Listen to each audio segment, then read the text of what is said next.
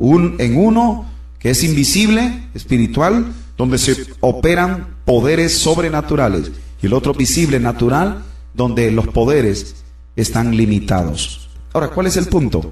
La palabra aire es importante. Veamos la palabra aire en cuanto al mundo natural. Fíjese muy bien. Veámoslos primeramente del punto espiritual. Me interesa más este punto espiritual.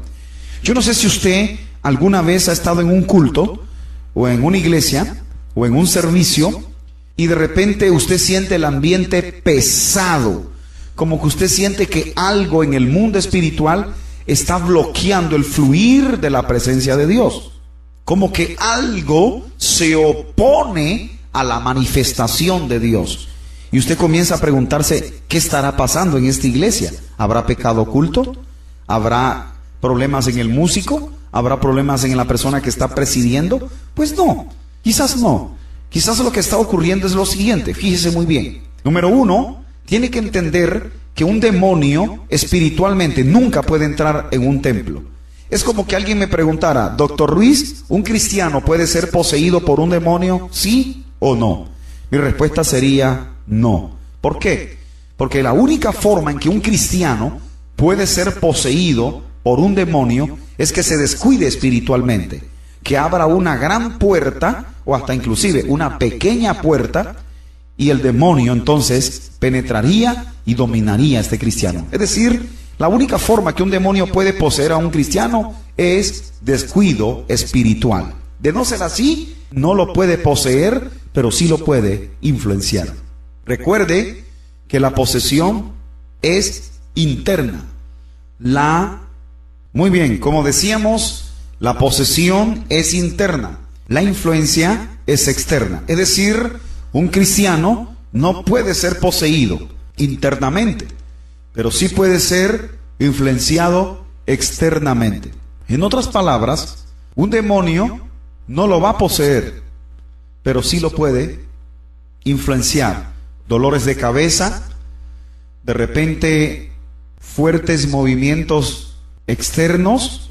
En otras palabras, un demonio sí puede influenciar a un cristiano, oprimiéndolo, puede influenciarlo con dolores de cabezas, puede influenciarlo de diferente forma. Pero el punto es aire. La palabra aire que está en el capítulo 2 de la carta a los Efesios. Muy bien, así que las Sagradas Escrituras revelan que la posesión es una cosa y la influencia es otra. Tú o usted como cristiano no puede ser poseído, pero sí puede ser influenciado. No puedes escapar de esa influencia en cierta medida. Hay fuertes dolores de cabeza que no son humanos, no son psicológicos o emocionales, son espirituales. Hay cosas cuando de repente el cristiano siente escalofríos. Hay escalofríos que son producto de fuerzas demoníacas. De repente usted percibe sombras o algo que lo persigue, etcétera, etcétera. Esas son influencias. Las influencias, los demonios la pueden producir para afectar la vida cristiana. Ahora, hay algo importante que quiero decirle. La palabra aire de manera tal que hace que los demonios no puedan entrar en cuanto al ambiente espiritual, en espíritu, en un templo. Ustedes recuerdan en Lucas capítulo 4, cuando Yeshua, inicia su ministerio terrenal, y él no pudo, en cierta medida, contenerse al ver la posición de los escribas y fariseos dentro de la sinagoga. Es decir, estos fariseos y escribas no tenían discernimiento de espíritus. Porque Lucas capítulo 4 registra que una vez que Jesús entró en la sinagoga, había un estudiante de Biblia que estaba poseído por un demonio. Ahora, ¿cómo explicamos esto? Sencillo. Una persona puede leer la Biblia, pero no practicarla. Una cosa es leer y otra cosa es practicarla o vivirla. Este hecho está en Lucas capítulo 4.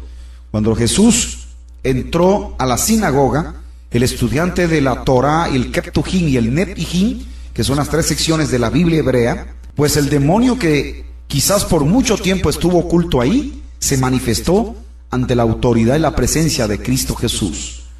Una vez que se manifestó, le dijo a Jesús ¿Qué tienes conmigo, Jesús, Hijo del Dios Altísimo?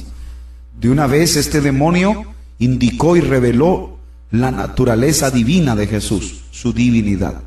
Pero mi énfasis no es ese. Mi énfasis es que un demonio sí puede entrar a un templo. ¿En qué forma?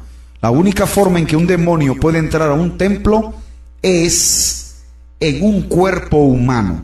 En espíritu no puede entrar a un templo cristiano porque chocaría con una presencia sobrenatural y más fuerte que un demonio, que se llama presencia de Dios.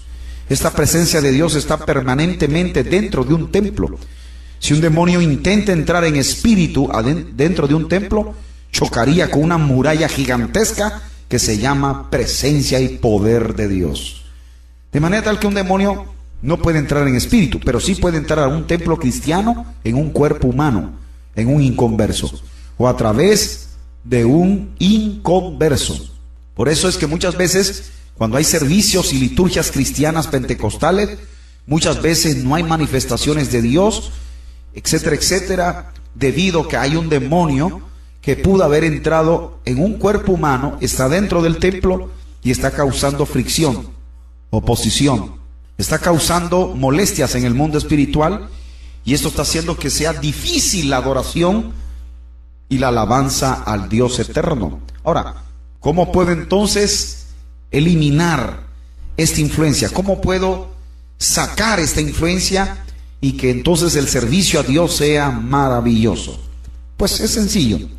Número uno, tiene que usted buscar y usar el poder de la alabanza. Note que no hablo de adoración. Adoración es una cosa y alabanza es otra. Tiene que activar y utilizar el poder de la alabanza. La Biblia dice, Dios habita en la alabanza de su pueblo. Y número dos, tiene que usar el poder de la oración. Una vez que usted ora y alaba, provoca la presencia de Dios a favor tuyo. Recuerde, la presencia de Dios no se pide, se provoca. ¿Para qué vas a pedir algo que es inmutable y permanente aquí en la tierra y donde tú estás? Dios no se pide, su presencia no se pide, se provoca. Provóquela con el poder de la oración y la alabanza. El mundo espiritual quedará invadido de esa gloria divina, y entonces la fuerza maligna o lo que estaba impidiendo el fluir del Señor será aniquilado, exterminado y expulsado. Y en el mundo espiritual, entonces el ambiente se tornará distinto y esa iglesia se gozará en gran manera en la presencia y en la gloria del Señor. Pero hay otro punto. La palabra aire, que usa Efesios capítulo 2, que es la tercera cosa que Satanás y los demonios controlaron en el planeta Tierra, y todavía lo controla, lo influencia. Recuerde que la Biblia dice que Satanás es el príncipe de este mundo. Pero recuerde, Jesús también es el rey del universo. Pero el punto es que este Satanás tiene el poder de alterar el orden climatológico. Satanás tiene el poder de alterar el orden atmosférico. Ustedes recuerdan en Marcos capítulo 5, el contexto establece que Jesús, cuando va rumbo a la región de Gadara, Gadara era el lugar donde estaba ubicada una de las 12 tribus de Israel, es decir, la tribu de Gad. Gadara es una palabra compuesta que se origina de la raíz hebrea Gat. Pero hay algo interesante. En esa región de Gadara era un Haití en este tiempo, era un África en este tiempo en ciencias ocultas. En el tiempo de Jesús, en su contexto geográfico histórico, era el lugar donde más se practicaban las ciencias ocultas en el tiempo del ministerio de Jesús. Ahora, el contexto establece que cuando Jesús va rumbo a la región de Gadara, no sanó a más nadie, no libertó a más nadie, no curó a más nadie. Jesús iba única y exclusivamente solo por el hombre que estaba poseído por miles de demonios en Gadara. Ahora, hay predicadores que dicen que cuando Jesús va rumbo a Gadara, Dios estaba probando la fe de los discípulos. Yo discrepo con esa posición. No estoy de acuerdo. ¿Por qué? Porque para mí Jesús, o Dios en cierta medida, no estaba básicamente probando la fe de los discípulos. Había algo más que eso. Por ejemplo, el endemoniado que estaba en Gadara, según la Biblia en Marcos 5, tenía una legión. Una legión se componía, según el contexto greco-romano, por 6,000 soldados. 6.000 soldados romanos. Es decir, una legión se componía por 6.000 personas que eran guerreros o soldados romanos. Espiritualmente hablando, el endemoniado de Gadara tenía aproximadamente 6.000 demonios dentro de sí. Lo que puede haber ocurrido aquí es lo siguiente. Quizás de los 6.000 demonios, 3.000 de ellos se ponen de acuerdo y dicen: hemos percibido, detectado que un ser muy poderoso se aproxima en el mar de Galilea. Hagamos algo.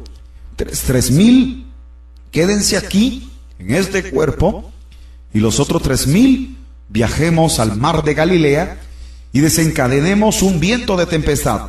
No para hundir a los discípulos, porque son insignificantes para nosotros, sino hundir al ser que viene en la proa, que sí tiene el poder para sacarnos a todos en segundos de este cuerpo de este hombre en Gadara.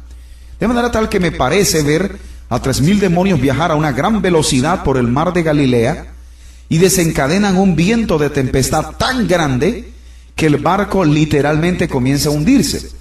Ahora, hay predicadores que dicen que Dios aquí estaba probando a los discípulos. Para mí no. Dios no estaba probando a los discípulos. Los demonios tenían que hundir la embarcación no por causa de los discípulos, sino por causa del ser que venía en la embarcación, que se llamaba Jesús, que sí tenía el poder para sacarlos a todos de este hombre que estaba poseído por ellos en Gadara. Entonces, ¿cuál es el propósito de los demonios? Hundir la embarcación para hundir a Jesús. Ahora, los discípulos van donde Jesús y le dicen: maestro, maestro, perecemos, nos hundimos. Recuerde algo, cristológicamente Jesús intrínsecamente era Dios, extrínsecamente era hombre. Como Dios sabía perfectamente todo lo que estaba ocurriendo, como hombre estaba esperando la actitud y la reacción de los discípulos. Efectivamente, los discípulos van donde Jesús y se para.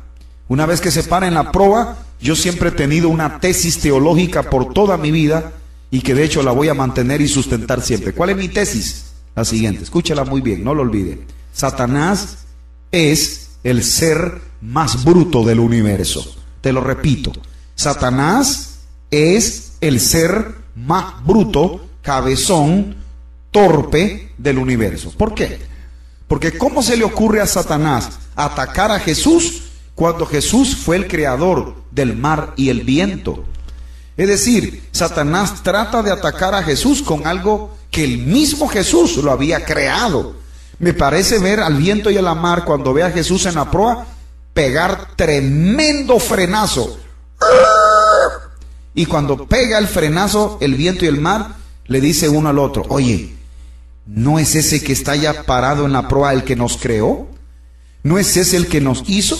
Y Satanás nos está alterando, influenciando para ir donde alguien que fue el que nos creó. Por lo tanto, Satanás es bruto porque estaba tratando de utilizar algo que el mismo Jesús, como palabra creativa, lo había hecho. Cuando Jesús se para en la proa y dice al viento y a la mar: calla y enmudece, el viento y el mar se sometieron ante la gran autoridad en la persona de Jesús. Y la palabra calla y enmudece, las dos más importantes aquí es la palabra calla, que en el griego original implica autoridad aplicada para revelar la misma y hacer sentir a lo otro que Él es su dueño y amo. Es decir, Jesús es dueño y señor de la naturaleza. Ahora, hay algo interesante. Satanás no pudo derribar la embarcación y todo lo demás porque Jesús es señor de la creación, es dueño de la creación. Una vez que Jesús llega a la playa de Gadara, los demonios toman el cuerpo de aquel hombre y lo arrodillan. No se arrodillaron los demonios porque los demonios no tienen rodilla. Los demonios lo que hicieron fue que arrodillaron a aquel hombre enfrente de Jesús para indicarle los demonios a Jesús que se rendían ante su poder y autoridad. Porque tienes que entender, hermano, que Cristo Jesús posee todo el poder y la autoridad sobre todo el reino de las tinieblas. Ahora, aquí hay algo interesante. Los demonios hacen arrodillar al hombre en gesto de que reconocían la autoridad y el señorío de Jesús sobre ellos. Y hablaron los demonios y le dijeron: no nos eches fuera, no nos mandes fuera de tiempo al abismo. Pero hay algo interesante. Satanás y los demonios pueden alterar el orden climatológico, pueden alterar el orden atmosférico. Yo no entiendo cómo cristianos pentecostales, cuando hacen van a celebrar una campaña evangelística, el día estuvo hermoso, buen sol, el cielo estrellado en la noche, y se irrumpe un tremendo aguacero o una tremenda lluvia. Y yo he escuchado hermanos que están presidiendo en la plataforma que dicen: gracias, Señor, porque nos envías esta lluvia, y esta lluvia es bendición. Es un error, porque por lógica, ¿cómo Dios va a mandar una lluvia para que las almas no se conviertan? De manera que la lluvia no diga: gracias, Señor, porque me está mandando esta lluvia, porque la lluvia no la está mandando Dios, la está mandando Satanás.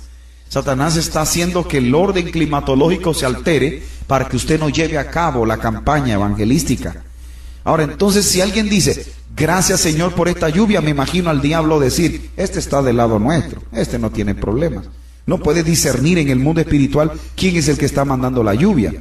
Porque si usted insiste en que Dios es el que está mandando la lluvia, no tiene lógica en la teología, porque ¿cómo Dios va a mandar lluvia en una campaña para que las almas no se conviertan? Es ilógico.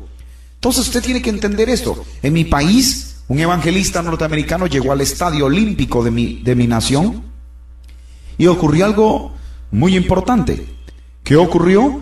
Que igual, un cielo hermoso en el día, estrellado en la noche, y vino un gran viento y un ciclón y todo lo demás, y este evangelista dijo: no se preocupen, ya he discernido que lo que está alterando el orden climatológico aquí son los poderes demoníacos. Miles de pentecostales miedosos corrieron, se refugiaron y no entendieron lo que pasaba. Sin embargo, este evangelista oró, reprendió, y el ambiente se despejó, se vio el cielo estrellado, la luna, y fue una noche de gloria. Casi 6,000 personas se convirtieron a Jesucristo.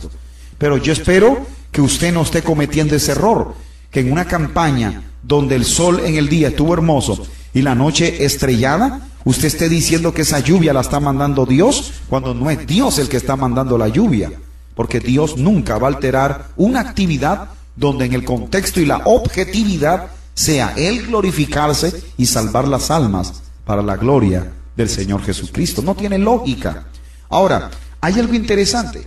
Ya hemos visto las tres cosas que Satanás y los demonios se apoderaron en este planeta una vez que ellos están aquí en la tierra.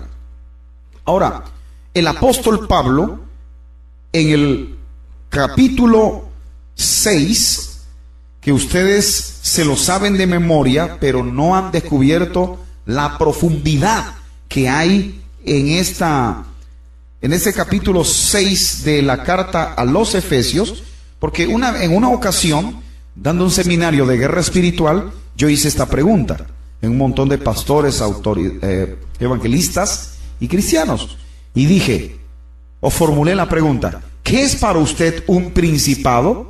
Y se me quedaron viendo con los ojos de chihuahuolote. Entonces, nunca me respondieron. Una hermana salió por allá: es un príncipe. Sí, hermana, yo sé que es un príncipe, pero no me ha dicho nada. Otro hermano salió: no, es una cosa alta que tiene fuerza. Hermano, yo no sé de qué me está hablando, si es el hombre abominable de las nieves o qué. Entonces, mi pregunta es: ¿qué es un principado? Y hasta el día de hoy, hermano, nadie me ha podido contestar qué es un principado, una potestad y un gobernador. Entonces, los cristianos hacen guerra espiritual sin saber conceptualmente qué es un principado, qué es un gobernador y qué es una potestad. Entonces, yo no entiendo cómo usted quiere hacer guerra espiritual si ni siquiera sabe definir contra quién estás peleando. Eso le hará a usted, o lo colocará a usted en una gran desventaja. Porque al tú saber teológica y bíblicamente qué es un principado, una potestad y un gobernador, eso te arrojará luz y conocimiento para cómo en guerra espiritual derribar esas fuerzas y salir victorioso en el nombre del Señor Jesucristo. Por lo tanto, quiero leerles en Efesios capítulo 6, versículo 10 en adelante. Escuche muy bien, pueblo del Señor. La Biblia dice de la siguiente manera: por lo demás, hermanos míos, fortaleceos en el Señor y en el poder de su fuerza, vestidos de toda la armadura de Dios, para que podáis estar firmes contra las acechanzas del diablo. Porque no tenemos lucha contra sangre y carne, sino contra principados, contra potestades, contra los gobernadores de las tinieblas de este mundo, contra huestes espirituales de maldad en las regiones celestes. Aquí están. Es decir, el apóstol Pablo, en el capítulo 1 de la carta a los Efesios, habla de teología verdadera. En el capítulo 2 habla de soteriología, doctrina de la salvación. En el capítulo 3 habla de eclesiología, doctrina de la iglesia. En el capítulo 5 habla de neumatología, doctrina del Espíritu Santo.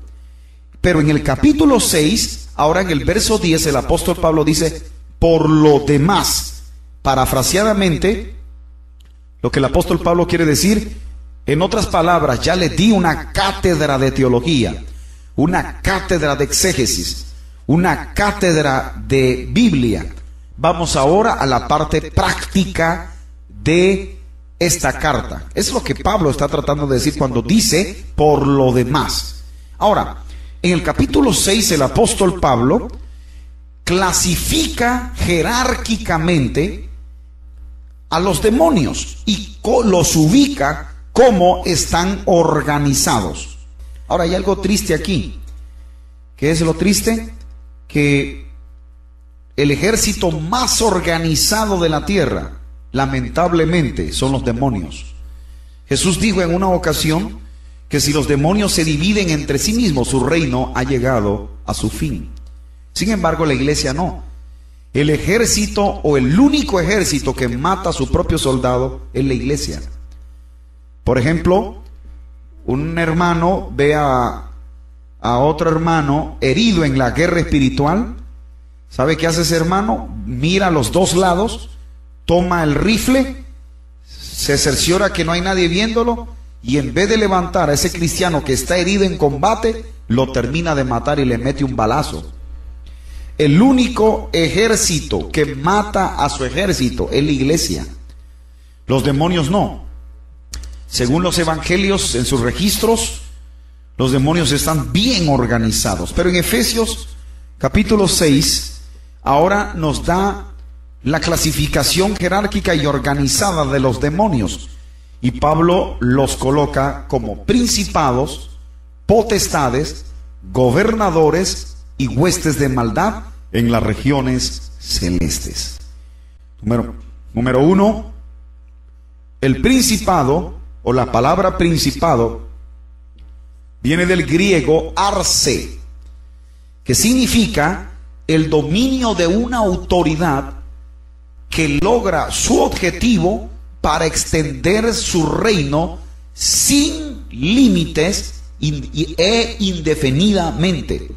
Es decir, el principado toma una nación entera, extiende sus reinos sin reserva y sin limitaciones para llevar a cabo sus propósitos tácticos y específicos. La palabra potestad viene del griego dinamis, que significa, traducido, poder. De manera tal que nunca diga que los demonios no tienen poder. Sí tienen poder, pero está limitado, porque Dios tiene poder, pero es ilimitado, es infinito. La palabra potestad griega es dinamis, que traducido es dinamita, que es la que se encuentra en 1:8 en el libro de los Hechos, capítulo 1, verso 8. Potestad significa en griego dinamis, lugar donde se coloca una dinamita o un poder para romper algo y lograr su objetivo. Eso es una potestad. 3. está el tercer demonio jerárquico, que es el gobernador, que viene del griego epnarces, que significa algo que se establece y que rige su reino de abajo hacia arriba y se prolifera entonces. En otras palabras, el gobernador comienza a reinar de abajo de la tierra hacia arriba para enlazarse con la potestad y entonces extender el reino de las tinieblas. Y el cuarto es la hueste. La palabra hueste viene del griego estratia, que la traducción literal significa ejércitos.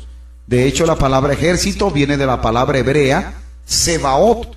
Por eso el Antiguo Testamento en hebreo dice Yahvé Sebaot, el Señor de los ejércitos. Ahora, aquí algo interesante. No olvide esto que le voy a decir. Es vital para que lo maneje en guerra espiritual. El principado domina y gobierna una nación.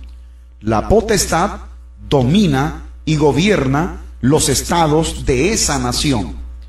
El gobernador domina y gobierna los municipios de esos estados. Y las huestes espirituales de maldad son los únicos que cautivan y poseen cuerpos humanos. Nunca diga que un principado, una potestad y un gobernador poseen cuerpos humanos, porque el día en que yo le escuche a usted diciendo eso, le doy un cocorrón en la cabeza. ¿Por qué? Porque teológicamente hablando, un principado, una potestad y un gobernador no pueden poseer cuerpos humanos debido al poder jerárquico que tienen estos demonios. Si estos tres poseyeran un cuerpo humano, el cuerpo humano estallaría en 1000 pedazos por el tipo de jerarquía que los está poseyendo. De manera tal que si usted escucha a un hermanito que le gusta mucho la yunética y la rodillética y comienza a decir, ay, mire ese señor que vaya, está cargado de principado, pues ayude a ese hermano y dígale, hermano, usted está chiflado, ahí no hay principados y potestades. El principado, la potestad y los gobernadores son demonios tácticos, son demonios territoriales. Ahora, las huestes espirituales de maldad en regiones celestes, esas regiones celestes del primer cielo, los celestitos que usted ve ahí donde está la capa de ozono, esos son los que sí poseen cuerpos humanos, se asientan en los cuerpos humanos, en miles de ellos, que son lo que la Biblia le llama espíritus inmundos o demonios, en palabras sencillas, y estos son los que cambian y alteran la conducta y la personalidad de un ser humano. Estos demonios son millones, trabajan debajo de la tierra, sobre la tierra, primer cielo y segundo cielo. Ahora, aquí hay algo interesante. Sin embargo, hay una ciencia en la teología que se llama angelología. La angelología es la doctrina que estudia a los ángeles. Así como hay 4 clasificaciones de demonios, en la angelología bíblica hay 4 clasificaciones de ángeles.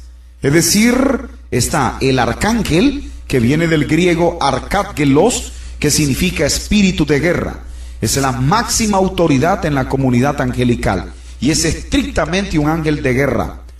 Este arcángel es tan poderoso que según la Biblia le ha dado 2 palizas a Satanás y escatológicamente en el futuro le va a dar una tremenda paliza de nuevamente a Satanás. Es decir, este arcángel Miguel es poderoso porque para que alguien derrote a Satanás 3 veces tiene que ser un ángel muy poderoso. Yo le llamo a este arcángel el arcángel dolor de cabeza del diablo. Ahora, hay algo interesante. Después del arcángel viene el segundo en jerarquía, el querubín. Recuerde que Satanás no fue un arcángel. Satanás fue antes un querubín. Según la Biblia, en Ezequiel capítulo 28 y Génesis capítulo 3, el querubín tenía 2 funciones básicas. Era un adorador y un protector. Quizás ahora usted se está haciendo la pregunta, doctor Ruiz, pero entonces ¿para qué Dios necesitaba un ángel protector? Sencillo. Dios no necesita que a él lo protejan porque él es el Shaddai, el Dios todopoderoso. Pero sí necesitaba que protegieran su trono o lo que estaba alrededor del trono. Dos funciones tenía el querubín: proteger y adorar. Recuerde que Satanás, lo que hoy es Satanás, fue antes un querubín. Por eso que ese señor es poderosísimo. De hecho, Satanás le tiene dos ventajas a la iglesia. ¿Cuáles son esas dos ventajas? Satanás conoce más de Dios que la misma iglesia, porque Satanás, cuando fue querubín, estuvo a 25 metros aproximadamente del trono de Dios y conoció parcialmente muchas cosas de Dios. Y la segunda ventaja que Satanás le lleva a la iglesia, que Satanás conoce el poder y los secretos que hay en la adoración y en la alabanza. Sin embargo, tenemos una ayuda maravillosa. Hay alguien en medio nuestro que tiene la facultad y la capacidad de revelarnos el conocimiento de Dios y revelarnos los misterios y el poder y los secretos que hay en la alabanza y en la adoración. Su nombre es el Espíritu Santo. Él nos guiará a toda verdad, tomará de Jesús y nos lo hará saber para la gloria del Señor. Qué interesante. Ahora, este querubín viene del griego serobueín, que significa seres alados o seres que tienen alas. En República Dominicana, donde es mi esposa, ha habido hermanas que han ministrado la presencia del Señor y literalmente han sentido una mano que le ha tocado la espalda y han visto hacia atrás y no han visto a nadie. Ocurrió nuevamente, vio hacia atrás y no vio a nadie. Pero las veces que le ponían las manos, esta persona era fortalecida. Pues permítame decirle que hay ángeles que ministran y fortalecen la vida cristiana.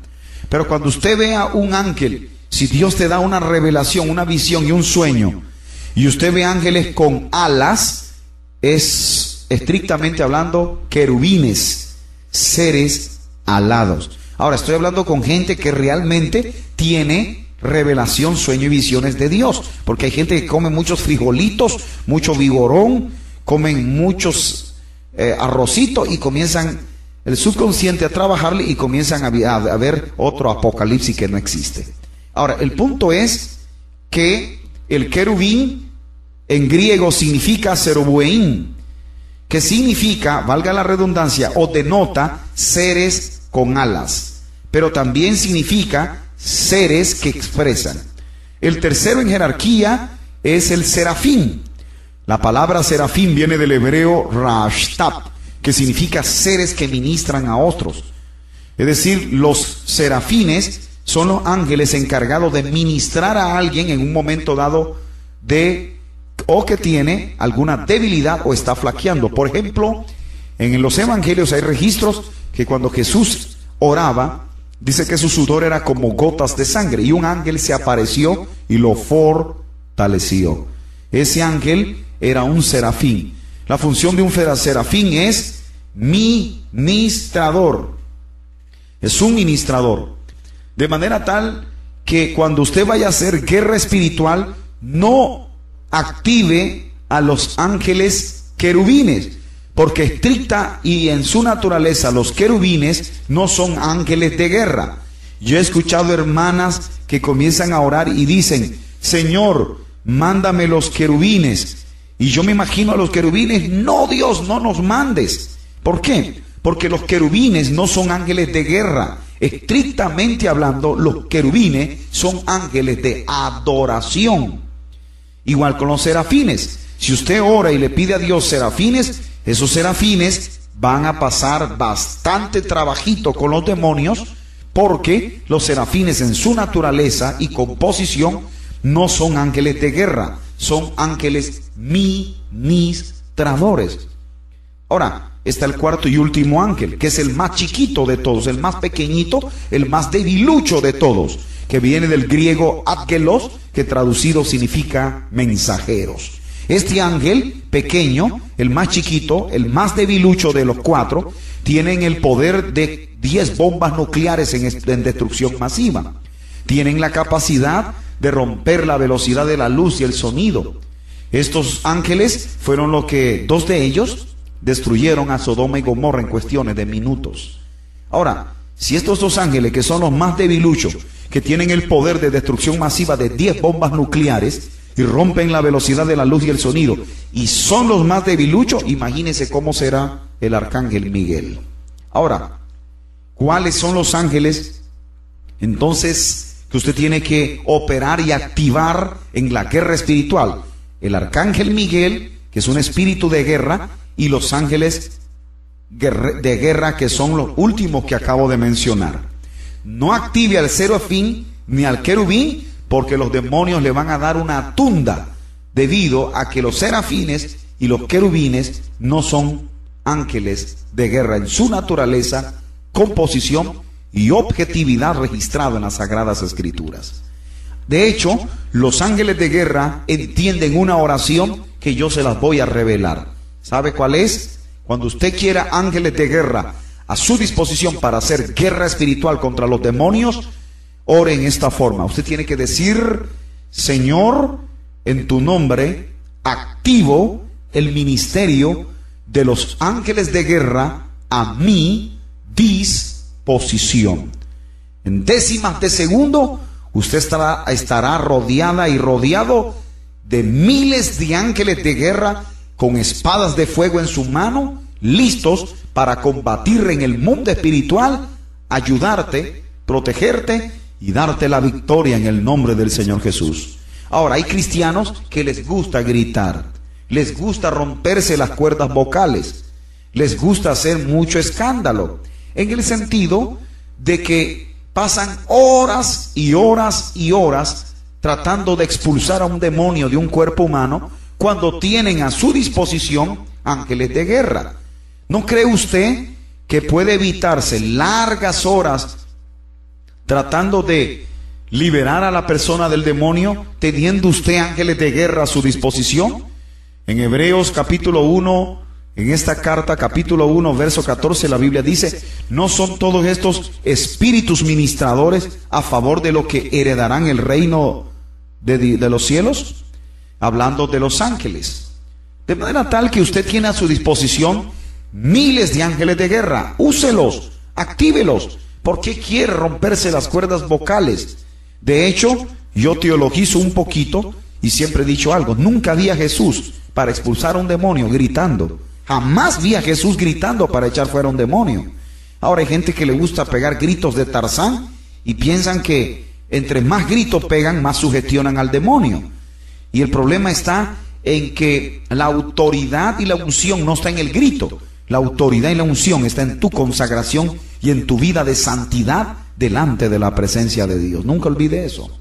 Por otro lado, quiero decirle algo: los demonios y Satanás existen. Ahora, hay 3 palabras que usted tiene que aplicar en el mundo espiritual contra los demonios, que tienen un poder y un impacto tremendo contra el reino de los demonios.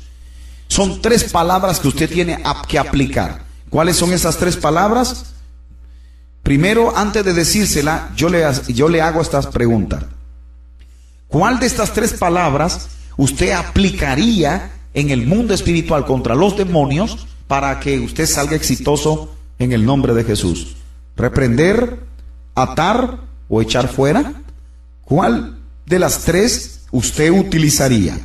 Repito: reprender, atar o echar fuera. Saque sus propias conclusiones, pero yo se las voy a dar ordenadamente. Si usted me aplica estas 3 palabras en el orden en que van a ir, teniendo usted su vida en santidad o bajo consagración al Señor, le garantizo que no hay un demonio que quede por delante de usted, y usted saldrá absoluta y totalmente en victoria sobre todo el reino de los demonios.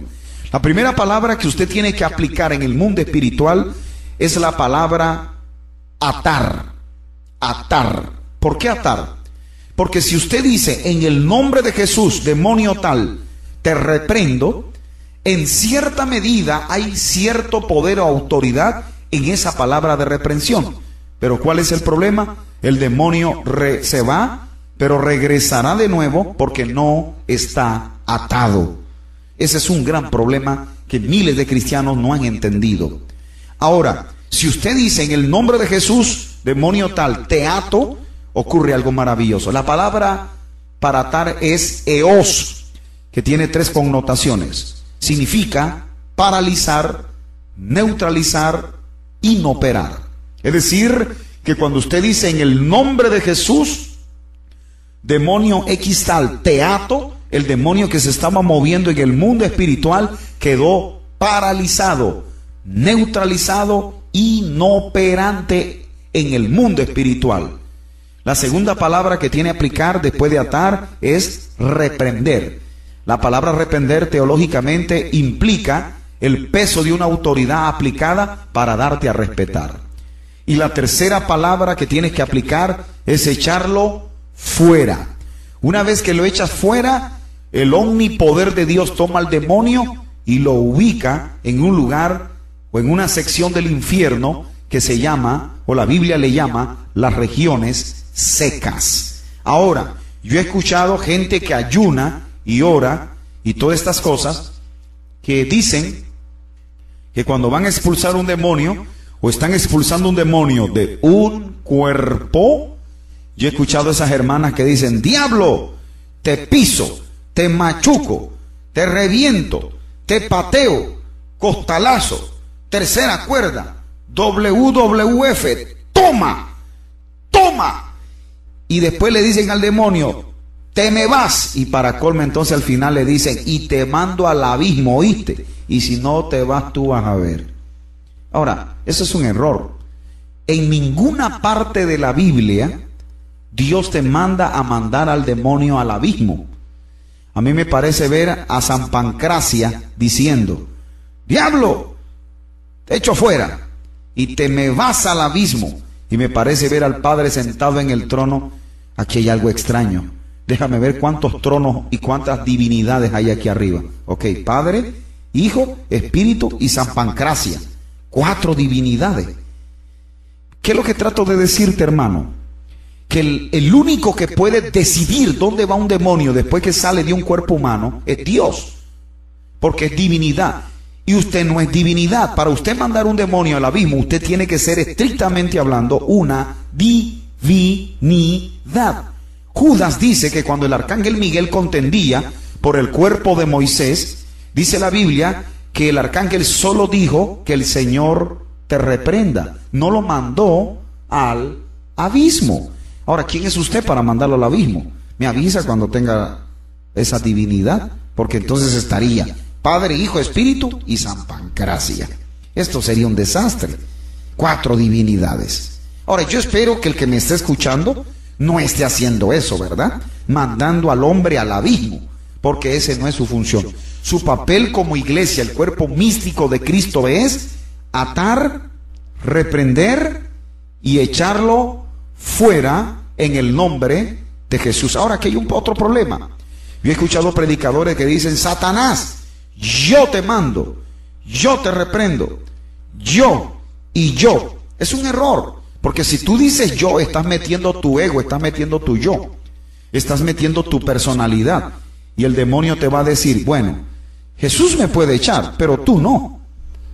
Y es cierto, un ser humano no puede echar fuera, no puede expulsar, no puede atar, no puede reprender, es decir, no puede tener éxito en el exorcismo o guerra espiritual contra un demonio, porque es ser humano, y un demonio tiene superioridad a un ser humano, porque tiene poderes o fuerza sobrenatural.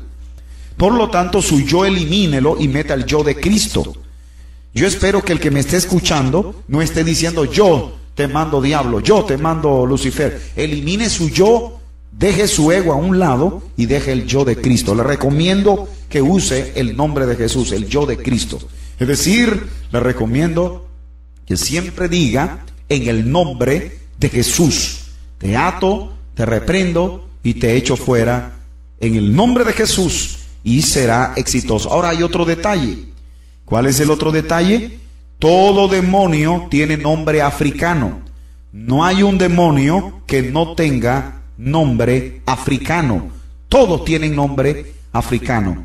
Por ejemplo, está el demonio que se llama Orichanyá, Palomayombe, Yemayá, Papachangó, Siete Trueno, Macumba, Cumbanda, Quimbanda, Vudú, Changó, todos son nombres africanos.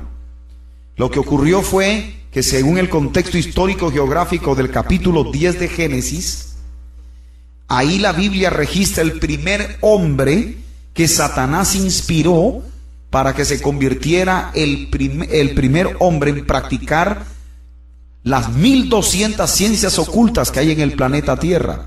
Es decir, este fue el primer hombre que Satanás inspiró para que se trayeran al planeta desde África la macumba, la quimbanda, la cumbanda, el vudú, la hechicería, la santería, el ocultismo, el mentalismo, la quiromancia, cartomancia, el rosacrucismo, la metafísica, etcétera, etcétera. De manera tal que hay un hombre que está en el Génesis capítulo 10, que fue el que Satanás inspiró para traer estas ciencias ocultas. ¿Qué hombre fue? ¿Qué hombre pudo haber hecho eso? ¿Quién fue el primer brujo, santero, curandero? ¿Quién fue el primer hombre que Satanás usó para traer estas ciencias ocultas y que llegó hasta África? ¿Y cómo llegó hasta África? Pues ese hombre se llama Nimrod. Nimrod es hijo de Cus. Cus es hijo de Cam. Lo que ocurrió fue que el contexto histórico y geográfico nos da luz para entender algunas cosas. Por ejemplo, los descendientes de Cam, es decir, Cus, Misraim, Fut y Lut, se fueron hacia la parte sur de Israel. Cruzaron Israel y llegaron y poblaron lo que hoy es África. Pero como Nimrod les enseñó todas las prácticas de ciencias ocultas a su descendencia, esa descendencia que pobló lo que hoy es África, recuerde que la Biblia habla en Números capítulo 12, donde Miriash, María, criticó a Moisés por tomar una mujer cusita. Una mujer cusita era una mujer negra. Y estos descendientes de Cam poblaron lo que hoy es África y la mayoría de ellos son negros. Son negros, valga la redundancia, porque el contexto topográfico de lo que hoy es África era desértico. Los rayos ultravioleta del sol penetraban en la piel de aquellos hombres y alteraban biológica y genéticamente la composición dermatológica de la piel del humano, y esta hacía brotar ondas negras, y la piel del hombre comenzó a tomar forma negra por los rayos ultravioleta, causar impactos dermatológicos en la piel de los descendientes de Cam, Cus, Misraim, Fut y Lut. Y recuerde que Nimrod es hijo de Cus. Por lo tanto, todo lo que hoy es África quedó minada en ciencias ocultas: brujería, santería, ocultismo, quimbanda, cumbanda, macumba, vudú.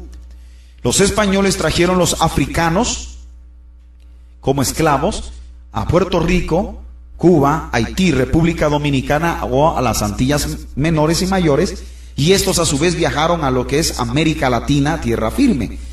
Y una vez que lo hacían, iban dejando prácticas de ciencias ocultas. De manera tal que en esa forma es que vino a dar hasta el día de hoy estas prácticas de ciencias ocultas. Ahora, aquí hay algo interesante. Fíjese muy bien. Satanás y los demonios en este tiempo final están trabajando sutil y estratégicamente. Están metidos en la internet, están metidos en la televisión, están metidos en los cables de televisión. Ojalá que los padres que me estén escuchando o estén escuchando este estudio bíblico profundo acerca de la guerra espiritual, pues no estén permitiendo, estén permitiendo que los niños estén viendo cómicas o muñecos como Goku o Dragon Ball Z, muñecos como G.I. Joe, muñecos parecidos a estos que prácticamente son altamente satánicos o diabólicos, igual que Pokémon. Cada nombre de estos personajes tiene un nombre demoníaco, y cada vez que el niño lo invoca, lo menciona, lo invoca. Una vez que lo invoca, el demonio cautiva al niño y trastorna su personalidad y su conducta y lo pone rebelde contra Dios y rebelde contra sus padres. Ahora, quiero enseñarles pragmáticamente cómo usted debe prepararse para hacer guerra espiritual.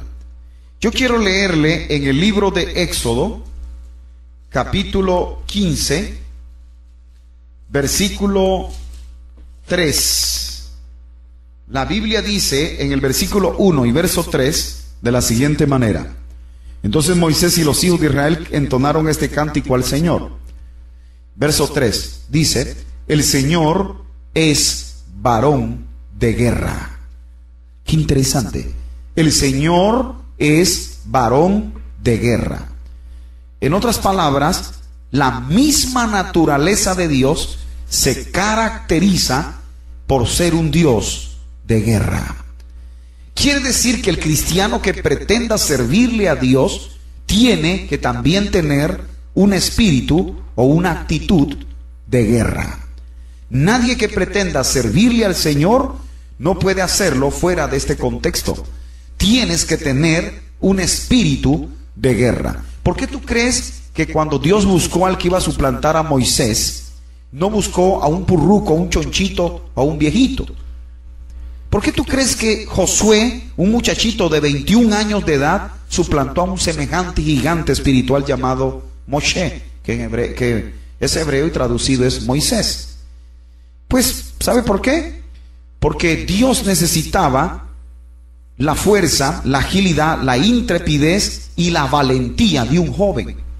Si Dios hubiera buscado a un purruco, a un chonchito, en mi país purruco y chonchito es un viejito. Imagínese un viejito en el contexto cuando ya Israel tenía que conquistar Canaán y entonces iba a tener grandes guerras y batallas. Entonces imagínese si Dios hubiera buscado un viejito, otro viejito que hubiera suplantado a Moisés con una jabalina en la mano o con un arco en la mano. De aquí que tirara ese viejito el arco o la flecha, ya lo hubieran matado, porque hubiera sido lento y tedioso por su edad. Dios buscó a Josué. ¿Por qué Josué? Porque era joven. ¿Por qué joven? Porque este joven tenía un espíritu de guerra. Josué, cuando usted tenga tiempo, lea sistemática y exhaustivamente todo el libro de Josué y va a ver guerra espiritual en plena acción. Josué tenía un espíritu de guerra.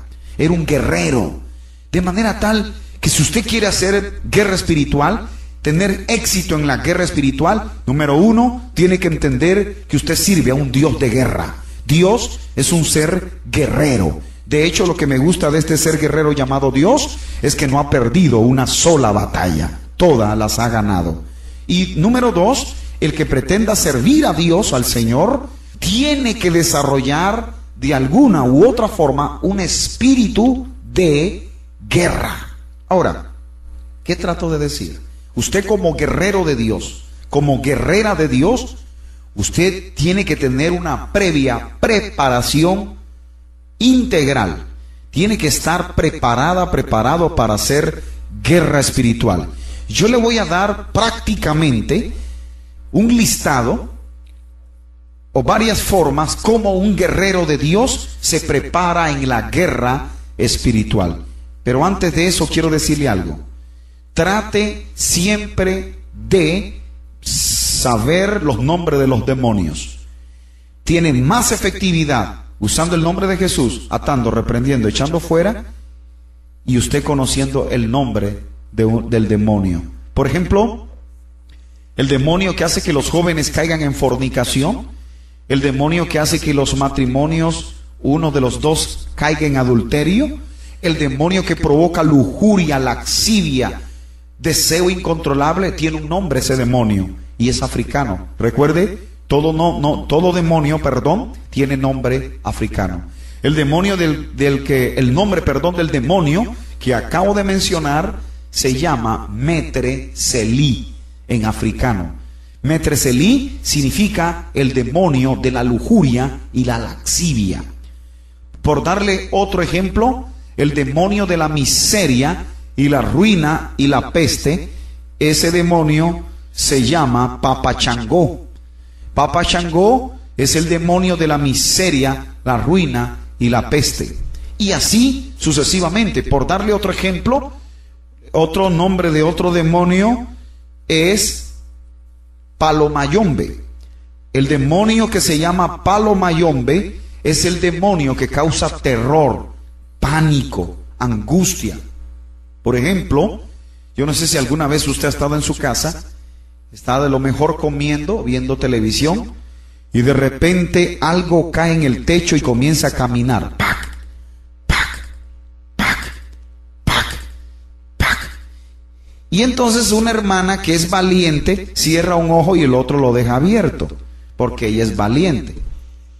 Y de repente esa hermana se acuesta y ella dice que es muy valiente y tiene un ojo cerrado y el otro abierto. Es valiente, ¿verdad? Pero el punto es, ese demonio se llama Palomayombe. Ese demonio se fusiona con el brujo o la bruja, el santero o la santera, ya en niveles superiores. Así como el Espíritu Santo toma el cuerpo de una persona y en un momento dado lo puede trasladar, como lo hizo con Felipe, el evangelista Felipe en el libro de los Hechos, así el demonio puede fusionarse con el brujo o la bruja, santero o santera, etcétera, etcétera, y fusionarse y lo hace levitar y lo hace caer en el techo. ¿Qué puede hacer usted? Entonces, lo que usted podría hacer, número uno, no tenga temor. Si tienes temor y el demonio percibe ese temor, usted está en serios problemas. Esa fuerza maligna no se irá de ese techo, es más, entrará dentro de la casa y usted estará en serios problemas, porque puede asfixiarte, puede intentar matarte, puede causar varias cosas. De manera que pídale a Dios un espíritu de valentía. Número 2, irrumpa en alabanza a Dios, en alabanzas de guerra. Número 3, invoque la presencia de Dios.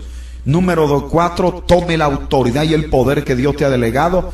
Use las 3 palabras que le mencioné, aplíquela en el nombre de Jesús y hasta ahí llegó todo. No hay demonio que vuelva a pisar tu casa, tu hogar, porque tu casa es casa de Dios y puerta del cielo.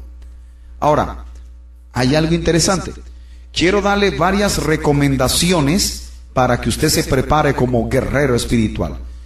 Primera recomendación, número 1, siempre tenga una plataforma de ayuno y oración. Todo guerrero debe tener una plataforma de ayuno y oración. Eso es vital. El ayuno, o a través del ayuno, el Señor te va a dar hipersensibilidad. Podrás discernir el mundo espiritual y el mundo natural. Ayuno o el ayuno te va a ayudar a que se desarrolle más profundamente el don de discernimiento de espíritus. Lamentablemente hay predicadores y hermanos que no tienen el don de discernimiento de espíritus. Lo que tienen es el don de sospecha. Hay gente que todo lo que ven ocurre piensa que es demonio. Y hay personas que no están endemoniadas, lo que tienen es problemas psicológicos o emocionales que lo reflejan en el rostro. Sin embargo, el don de discernimiento de espíritu está correlacionado y llevado de la mano del ayuno.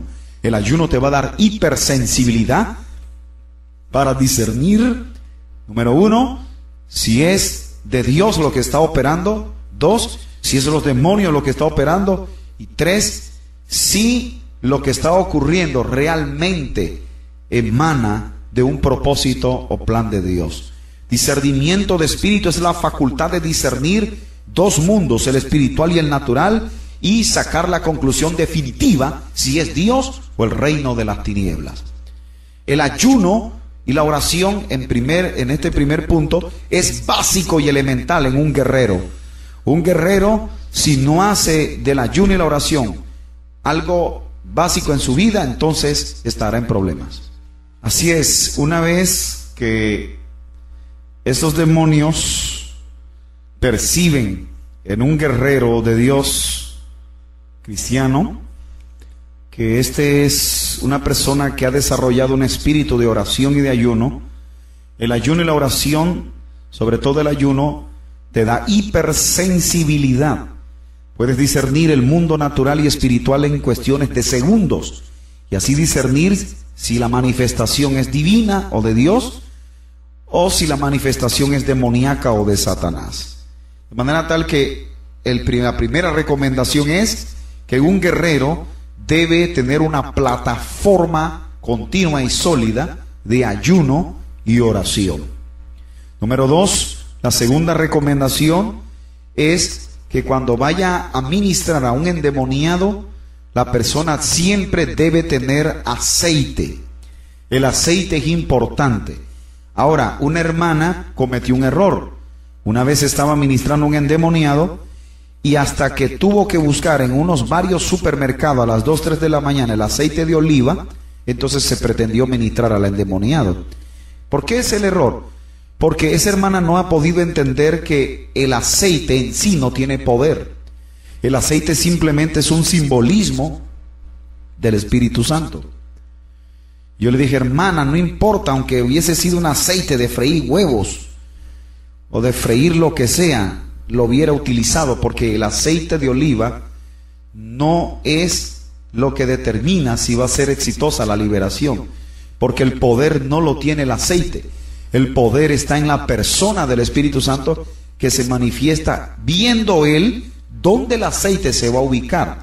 Cuando la persona toma el aceite y lo coloca en sus manos, y según la persona embatunada el aceite en las manos, donde coloque la mano, le indica al Espíritu de Dios que allí es entonces donde debe ministrar el Espíritu Santo. De manera tal que el aceite es importante. Número 3, siempre haga el exorcismo o la liberación, no en el lugar donde quiere los demonios, sino en el lugar correcto e ideal. Por ejemplo, hay demonios que cambian la personalidad de la persona. A veces queda hablando el demonio y no la persona. Y el predicador comienza a decir, gracias Señor, quedó libre, y está declarando que quedó libre. Pero el predicador no se ha dado cuenta que el que está hablando no es la persona, es el demonio. Los demonios tienen la capacidad de usurpar y esconder la personalidad humana y ellos sacar otra personalidad. Si este predicador no tiene discernimiento de espíritus, estará en serios problemas. Como siempre he dicho, hay personas que no tienen el don de discernimiento de espíritus, lo que tienen es el don de sospecha. Pero hay algo interesante, muy importante. Quiero decirle algo. Hablando del don de discernimiento de espíritus, sin alejarme de la tercera recomendación, hay 5 partes en el cuerpo humano donde los demonios se esconden. No lo olvide nunca. Las 2 primeras partes son los 2 costados. Cuando usted impone las manos, bajo el don de imposición de mano, porque no es imponer mano a lo loco. El apóstol Pablo le aconsejó a su hijo espiritual Timoteo y le dijo, no impongas las manos con ligereza. Porque hay gente que quiere poner mano por todos lados. De hecho, la clásica de los pentecostales es que cuando van a imponer mano es en la frente, y es un error. Lo primerito que usted tiene que hacer es, antes de imponer mano y hacer el exorcismo en contra del demonio, para que la persona que está poseída quede libre, número 1, usted tiene que estar previamente en el Espíritu. Debe estar en el Espíritu en el momento. 2, el Espíritu tiene que guiarte y tomarte la mano, y el Espíritu al tomarte la mano, Él guiará la mano justo donde el demonio estará escondido, en esas 5 partes del cuerpo humano. Hay predicadores o hay gente que le gusta poner mano en todos lados. Y a veces, como los demonios se esconden en esas 5 partes del cuerpo humano, juegan con los predicadores, los cristianos. Entonces, ¿qué hacen los cristianos? Se ponen a ver qué parte del cuerpo van a tocar, y entonces comienzan con el Tin Marín de 2 pingüey. Y comienzan, Tin Marín de 2 pingüey, tu caramácara titiri fue, yo no fui, fue Pepe, pégale, que ella fue. Y a donde pensó la persona que debería ir la mano, pues ahí puso la mano. Eso es un error. Primero debes estar en el Espíritu. 2, el Espíritu tiene que tomar tu mano. 3, esa mano por el Espíritu de Dios va a ser guiada o dirigida justo donde el demonio está escondido, en esas 5 partes del cuerpo humano. Recuerde, hay 5 partes en el cuerpo humano donde se esconden los demonios. Las 2 primeras son los 2 costados.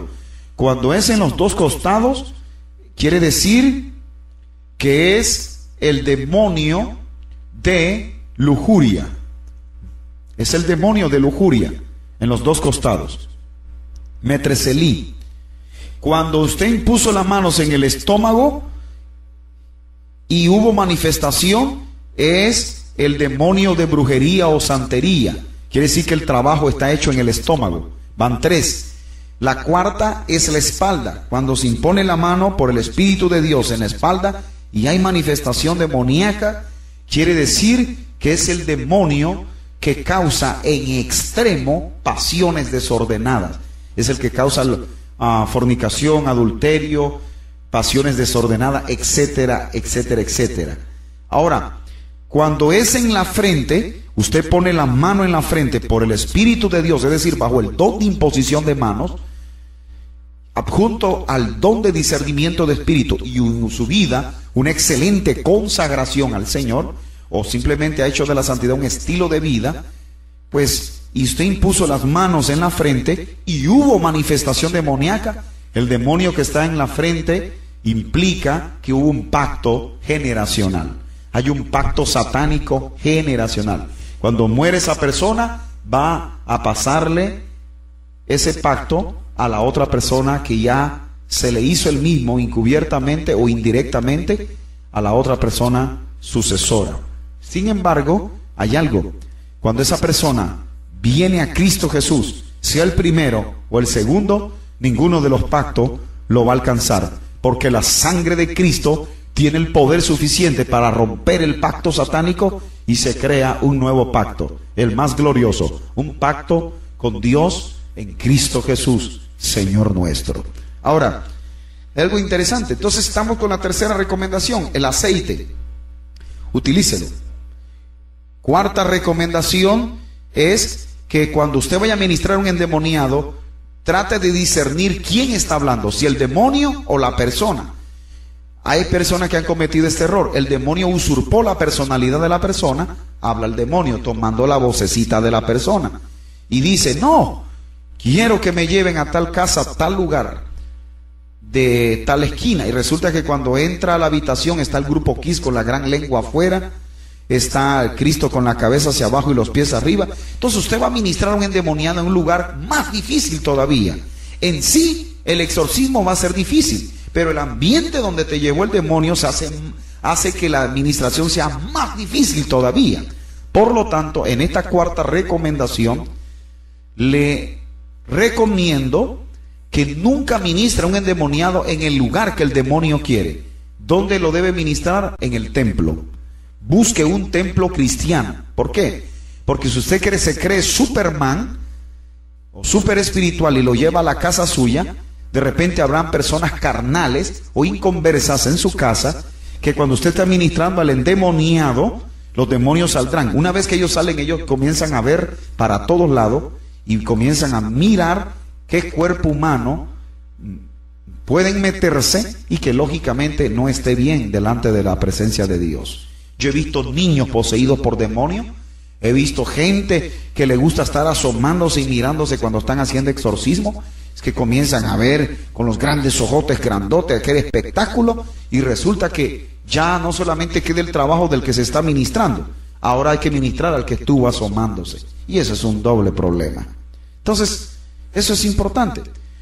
Quinta recomendación: cuando usted vaya a ministrar a un endemoniado, nunca lo haga con los ojos cerrados, porque los demonios le van a conectar el ojo, lo van a quiñar el ojo, lo van a golpear, porque una persona endemoniada toma los brazos o los pies de la persona y comienza a forcejear.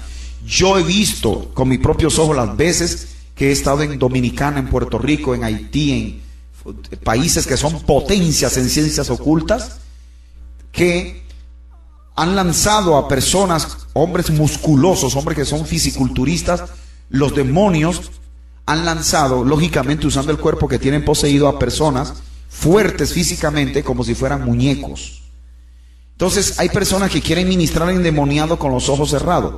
En una de esas, cuando los abra, va a tener el ojo con un moretón grandote como un boxeador. Nunca ministra un endemoniado con los ojos cerrados, ábralos, siempre tenga los ojos abiertos. Eso es muy importante. Número 5. La quinta recomendación es: cuando vaya a ministrar un endemoniado, tenga un grupo de 10 personas. Una de las ministraciones, o creo que es la ministración más agotadora y de desgaste físico, es la ministración de un endemoniado. Siempre tenga un grupo de 10 personas. Cuando está acabando uno y se agotó físicamente, pues hay 9 esperando con grandes fuerzas físicas y grandes fuerzas espirituales. Siempre tengo un grupo de 10 personas. No se crea súper espiritual que solita o solito lo va a hacer, porque puede salir ridiculizado. Número 6, cuando vaya a ministrar un demonio, siempre tenga un aparatito o una grabadora o alguien que esté ministrando la alabanza.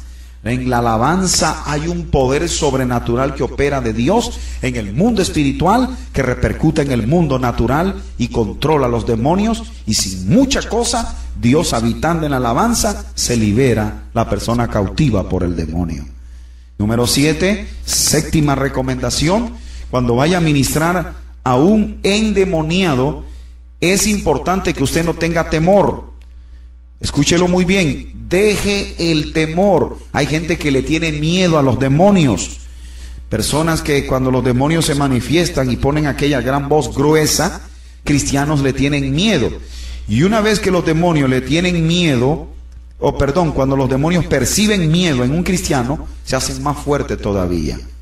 ¿Y sabes qué? Comenzarán a decirte cosas que son reales, a veces que son mentiras. Hay demonios que te dicen o te tratan de sugestionar diciéndote: tú no puedes conmigo, cuando ellos saben que tú puedes con él. Tú no vales nada cuando sabes que tú vales. Pero muchas veces dicen cosas que son reales. De hecho, a los pastores en América Latina yo le he dicho: ¿quieren saber cómo anda la vida espiritual de toda una congregación? Mándelos a ministrar a un endemoniado. Si no van, es porque están mal delante de la presencia de Dios. De manera tal que cuando en esta séptima, cuando vaya a ministrar a un endemoniado, siempre es bueno que acceda a estos principios, a estos pasos. Número 8, octava recomendación: cuando vaya a ministrar a un endemoniado, es importantísimo que usted tenga el bautismo en el Espíritu Santo. El bautismo en el Espíritu Santo va a acrecentar o a retrofortalecer la autoridad y el poder previa que ya Cristo te ha dado como el Señor y Salvador de tu vida. Necesitas el bautismo en el Espíritu Santo, cuya evidencia inicial es hablar en otras lenguas. Esto es vital. Vital debido a que a través del bautismo en el Espíritu Santo van a surgir 3 tipos de lengua: la supralengua angelical, la lengua angelical y la lengua normal. La lengua normal es cuando usted irrumpe a hablar en lenguas y son idiomas. En Hechos capítulo 2, lo que se vio ahí fueron idiomas. El contexto lo dice: les oímos hablar en nuestras lenguas las maravillas de Dios. El otro tipo de lengua, según 1 Corintios capítulo 14, habla de lenguas angelicales. Ese es el género de lenguas. Es cuando las lenguas se combinan o fusionan entre sí en forma sobrenatural y el lenguaje es sumamente o extremadamente sobrenatural. Pero hay un tipo de lengua que está en Romanos capítulo 8, versículo 26 en adelante, que es la supramega lengua. Esta es la lengua que produce el Espíritu Santo directamente Él, tomando todo tu ser y haciendo descender la misma presencia de Dios, abrazando tu ser, y el mismo Espíritu Santo haciéndote fluir en un lenguaje en extremo sobrenatural. Y este lenguaje no lo detiene en el mundo espiritual ningún demonio, porque irá directo a la misma presencia de Dios en su trono. ¿Por qué usted no debe orar en el castellano? Porque los demonios entienden el lenguaje castellano, lo interceptan en el mundo espiritual y usted tendrá grandes problemas. De manera tal que necesitas el bautismo en el Espíritu Santo, es vital. Y recomendación número 10. Hay algo importante. Quiero decirle que Efesios capítulo 6 habla de la espada del Espíritu, que es la palabra de Dios. Quiero decirle en otras palabras que cuando usted vaya a hacer guerra espiritual, necesitas utilizar la autoridad que hay en la palabra. La Biblia dice, según los registros que hay en los evangelios, que muchas veces Jesús, expulsó a los demonios con la palabra o por la palabra. Tienes que tomar la autoridad que haya en la palabra que Dios te ha delegado. Ahora, les digo algo, a mí me gusta esto. Siempre he tenido una tesis. Hermano, hermana, nunca lo olvide en su vida. Cuando Satanás te acuerde tu pasado, acuérdale su futuro. Nunca lo olvides. Te lo voy a repetir de nuevo. Cuando Satanás te acuerde tu pasado, acuérdale a él su futuro. Mientras él te quiere condenar, mientras él te dice que tú no sirves, que no vales nada, pues recuérdale a él que según la escatología que está en el Apocalipsis, ya Satanás por la eternidad está condenado, mientras tú en Cristo tienes vida eterna. Qué interesante. Esto me emociona en gran manera. Ahora, Satanás es bruto, es torpe y es un gran cabezón. Cuando tú estás bien delante de Dios y has hecho de la santidad un estilo de vida en ti, y Satanás te dice que tú no puedes, es porque él sabe que tú puedes. Cuando Satanás te dice que no tendrás riquezas, es porque sabe que tú tendrás riquezas. Cuando Satanás te dice que tu esposo no se convertirá, es porque él sabe que sí se convertirá. Cuando él te dice que tu familia no servirá a Dios, es porque él sabe que tu familia se convertirá a Dios. En otras palabras, tú tienes derecho legal de rechazar y revertir esa palabra, porque tu vida está en santidad delante de la presencia de Dios. El hecho de tú vivir solo en santidad y estar consagrado, todo lo que Satanás te diga, realmente es al revés. Tu vida está próspera, bendecida, en victoria, en avanzada, en logro y en avance. Hermana, hermano, nunca olvides esto. Si tu vida está en santidad delante de Dios, todo lo que Satanás te diga es lo contrario, es al revés. Tómalo, créelo y aplícalo y verás la gloria de Dios. De manera tal que estas 10 recomendaciones son básicas, son importantes. Ahora, ¿cómo saber cuándo una persona realmente quedó libre del demonio? O sea, ¿cómo yo me doy cuenta? Después que ministré a un endemoniado, hice guerra espiritual, ¿cómo yo me doy cuenta realmente si la persona que tenía el demonio ya lo soltó, ya lo liberó, ya se fue? Le voy a dar 5 recomendaciones rápidas. Número 1, ¿cómo me doy cuenta? Véale el rostro, véale rectamente el rostro. Cuando una persona queda libre de un demonio, realmente el rostro de la persona le muda a otro rostro. Es decir, el rostro de la persona cambia totalmente y se le ve como un brillo en el rostro a la persona, como algo cambiante, como una alegría, un gozo. Ese rostro cambiado es que en el interno de esa persona hubo un poder que lo impactó, que se refleja en lo externo de esa persona, su rostro. ¿Sabían ustedes que según lo que se ha impactado en el alma se refleja en el rostro? En otras palabras, el rostro es la parte extrínseca y visible más clara de saber cómo anda mi alma. Esto es profundo lo que estoy diciendo, pero hay algo interesante. Mire el rostro. Si usted ve en la persona un rostro que mudó a gozo, alegría, felicidad, etcétera, etcétera, esta persona fue libre totalmente del poder demoníaco. Número 2, la segunda forma de darme cuenta que una persona fue libre del poder del demonio es cuando clara y contundentemente la persona declara y confiesa que Jesucristo es su Señor y Salvador. Número 3, me doy cuenta cuando una persona queda libre del poder del demonio totalmente, cuando la persona se le comienzan a ver frutos de arrepentimiento y de liberación. En otras palabras, si una persona quedó endemoniada, vamos a empezar por aquí usando la lógica. Si una persona no está endemoniada, créame que el demonio nunca lo va a dejar ir a un culto, nunca lo va a dejar orar, nunca lo va a dejar ayunar, nunca lo va a dejar adorar.